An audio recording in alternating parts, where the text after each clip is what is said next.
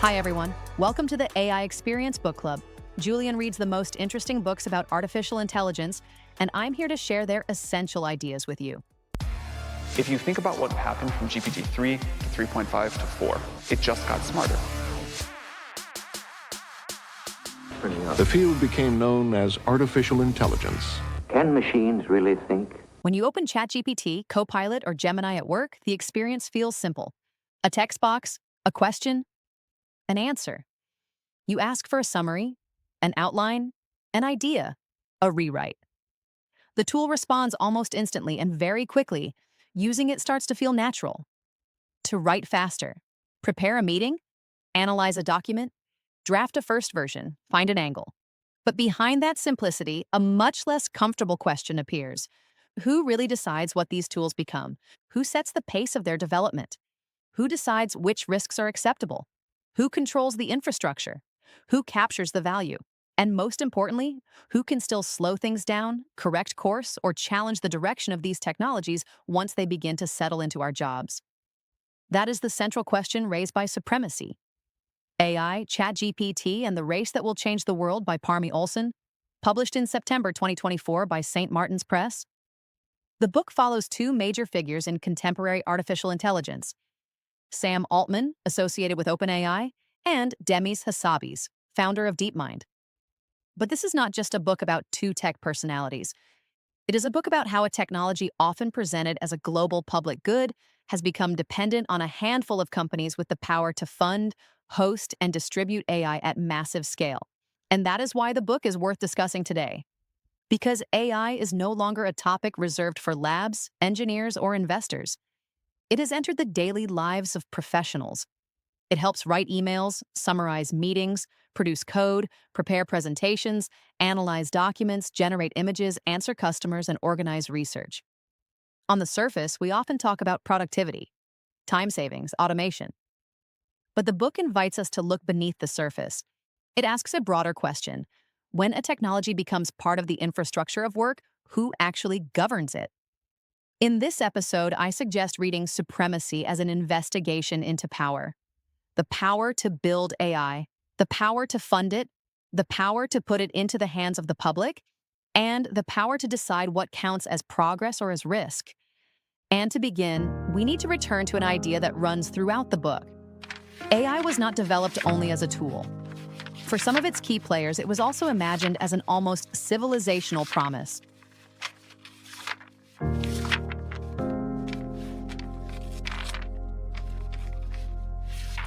The book begins with a huge ambition: building artificial general intelligence capable of reasoning, planning, learning, and solving problems across many different fields.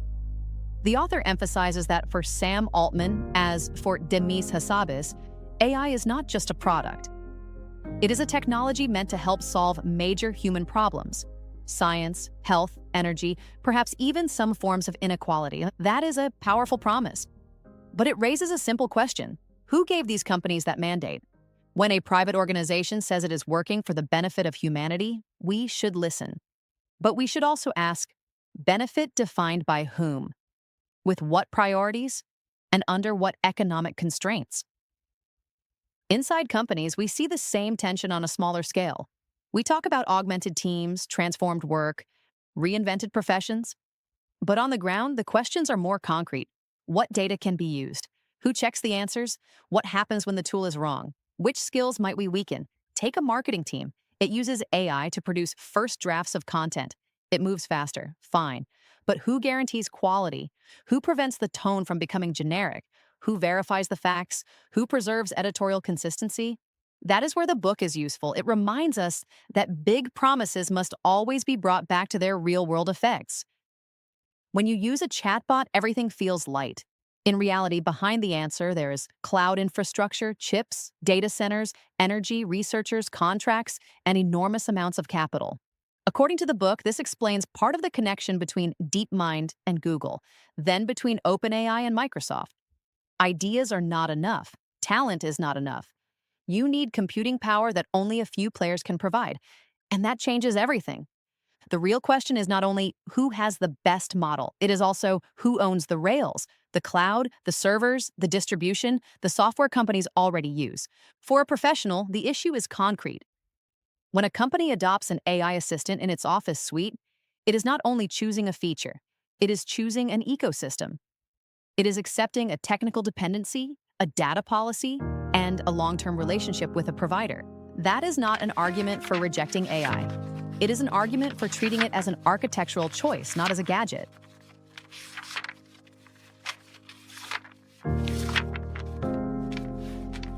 The book also tells a story of disillusionment. DeepMind and OpenAI were born with major ethical ambitions. Build useful AI, avoid certain dangerous uses, serve the public interest. But the author shows that these principles quickly come up against competition. Google moves forward, Microsoft invests, OpenAI accelerates, Anthropic arrives, talent moves around, models follow one another, and in that market, slowing down is expensive. The important point is not to say that the actors are necessarily cynical. It is more subtle than that. Even sincere intentions can be weakened by the incentives of the system. We see this in companies as well. Leadership wants to experiment with AI. Business teams are already using tools. Legal is concerned. IT wants to prevent data leaks. Managers see possible time savings. Meanwhile, usage is already spreading. The problem is not experimentation. The problem is the absence of a framework. A sales team that generates client proposals with AI may save time. But if it enters sensitive information, reuses unchecked commitments, or sends out approximate content, the risk becomes real. The lesson is simple. AI ethics cannot remain a paragraph in a charter. It has to become a decision-making process. Who validates? Who controls? Who can say no? Who remains responsible? One of the most interesting sequences in the book concerns Google. The book reminds us that Google played a major role in the technical history of generative AI, especially with the transformer architecture. Yet, according to the book, Google was slow to turn that scientific lead into a public breakthrough. OpenAI, on the other hand, moved faster, and ChatGPT became the turning point.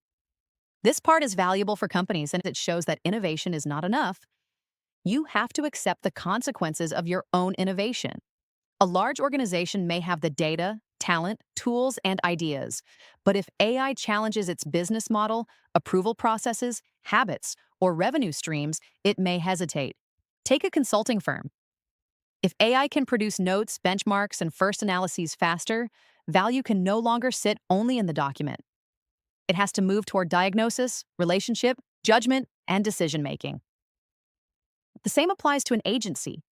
If AI can generate 100 post ideas, the value is in the choice, the strategy, and the cultural accuracy. So, the book lets us ask a good question. In your organization, is AI treated as just another tool or as a signal of what needs to change?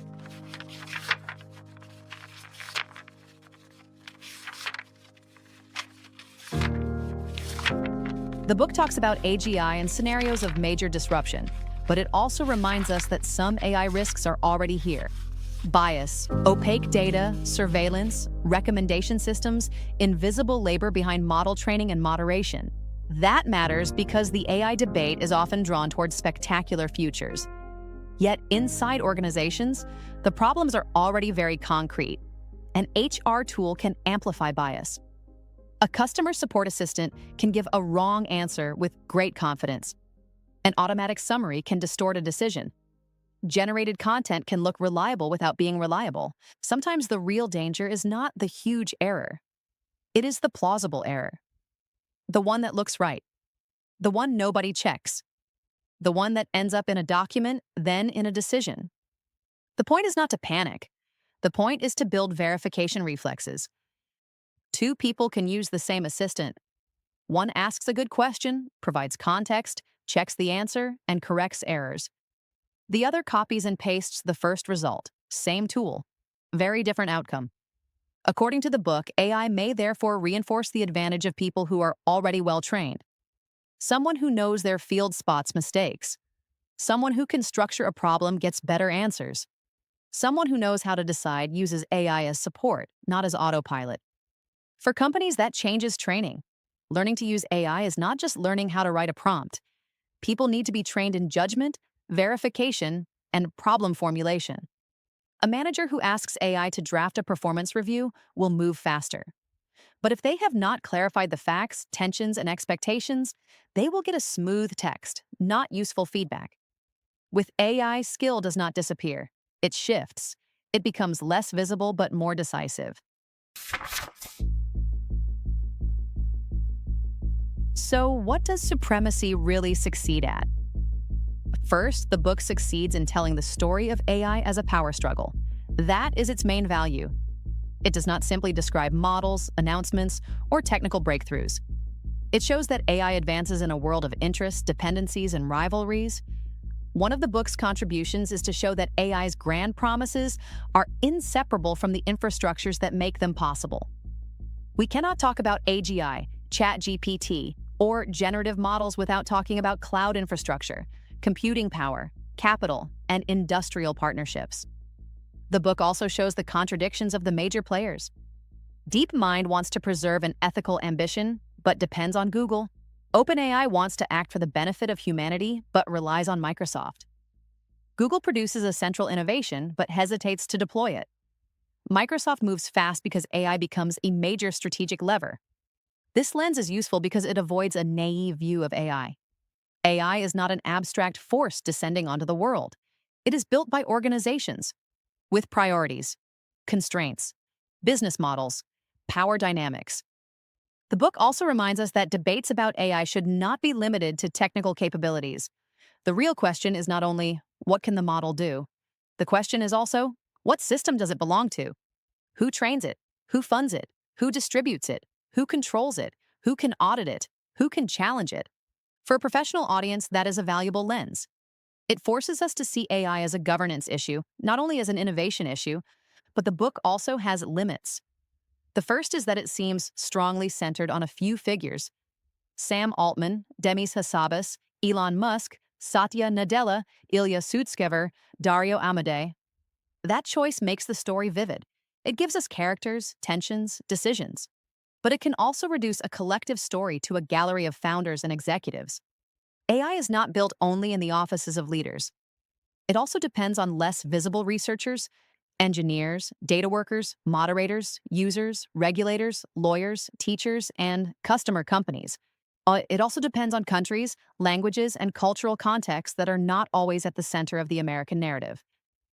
The second limit, the book seems to read the story as a gradual capture by big tech. That reading is powerful and often convincing, but it can simplify complex choices. Google's hesitation can be interpreted as protection of its business model, but it can also be read, at least partly, as caution in the face of systems that were still imperfect. Both interpretations can coexist. Similarly, OpenAI can be seen as an organization that accelerated public access to AI, but also as a structure that had to accept deep compromises to fund its ambition.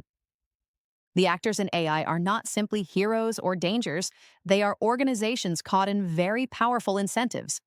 The third limit, the book seems to approach AI mostly from the top down.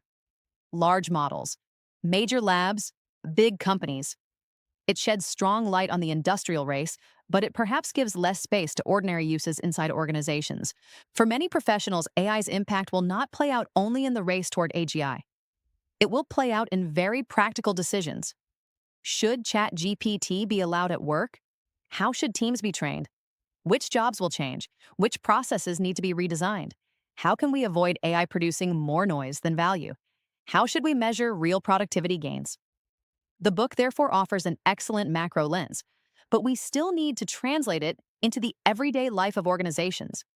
Today, companies can no longer simply say we are going to use AI. They need to specify why, how, with what limits, and with what responsibilities. AI touches work, productivity, creativity, decision-making, governance, and skills. It can speed up tasks. It can also standardize reasoning. It can open possibilities. It can also deepen dependencies. It can help create. It can also produce large amounts of average content that are hard to distinguish and hard to verify. That is why Supremacy is useful. Not because it gives a definitive answer about the future of AI, but because it asks a question we can no longer avoid. Who controls the trajectory?